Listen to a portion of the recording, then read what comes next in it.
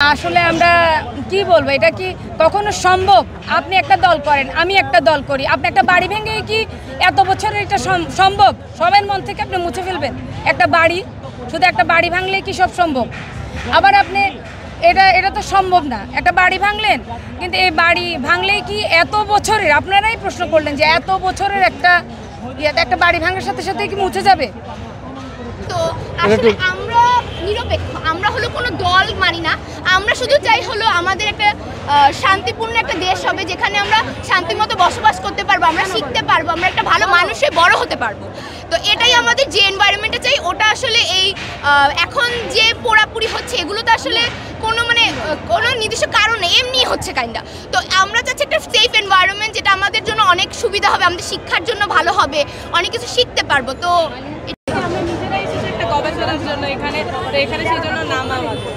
জি, আমরা আসলে চাচ্ছি না, আমরা আসলে শান্তি চাচ্ছি।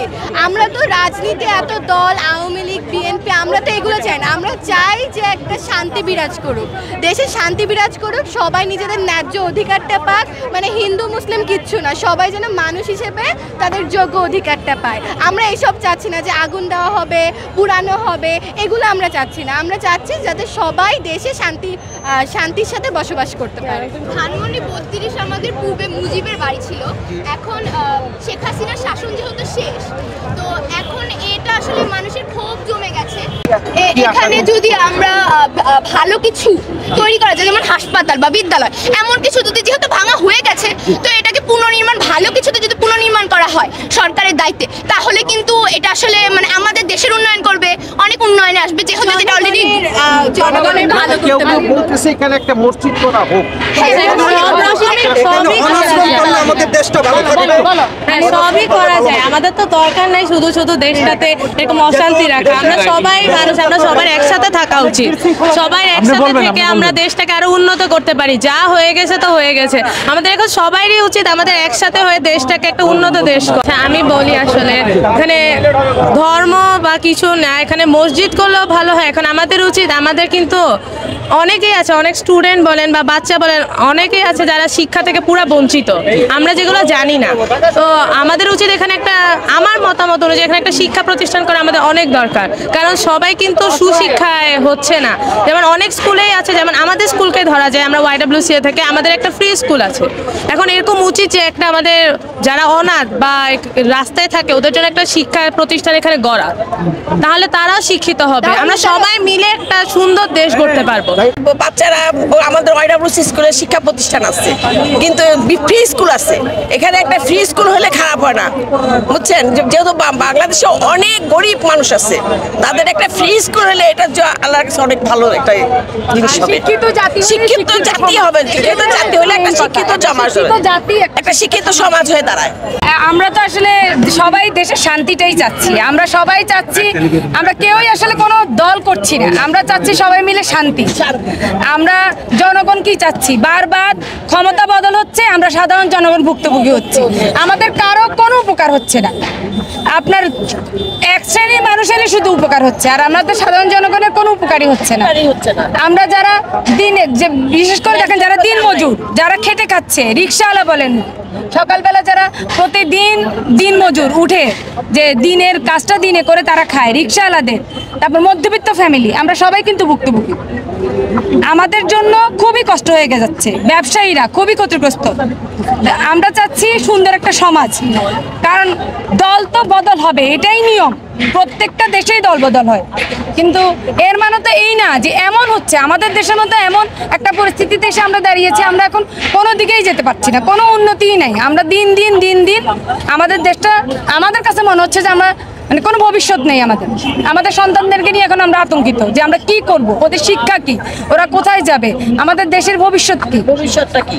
এই যে আসলে আমরা কি বলবো, এটা কি কখনো সম্ভব? আপনি একটা দল করেন, আমি একটা দল করি, আপনি একটা বাড়ি ভেঙে কি এত বছরের এটা সম্ভব? সবার মন থেকে আপনি মুছে ফেলবেন একটা বাড়ি? শুধু একটা বাড়ি ভাঙলেই কি সব সম্ভব? আবার আপনি এটা তো সম্ভব না। একটা বাড়ি ভাঙলেন, কিন্তু এই বাড়ি ভাঙলেই কি এত বছরের, আপনারাই প্রশ্ন করলেন যে এত বছরের একটা বাড়ি ভাঙার সাথে সাথে কি মুছে যাবে? এটা যার আসলে আমি মনে করি এটা যার যার ব্যক্তিগত ব্যাপার, কার মনে কি এটা তো আমরা আসলে বলতে পারবো না। আমরা চাই শান্তি, আমরা মূলত চাই শান্তি। এখন আর এই ফ্যাসিলিটি না করে কিভাবে এটাকে উন্নত করা যাবে বাংলাদেশ, সেইটা চিন্তা করা এখন উচিত। এইটাই হলো সবচেয়ে বড় আসল দায়িত্ব সব জনগণের এবং সব রাজনীতিদের, তাহলে জিনিসটা ঠিক হবে। লাখো শহীদের রক্তে ভেজা আমরা সোনার বাংলাদেশ পেয়েছি 1971 সালের থেকে।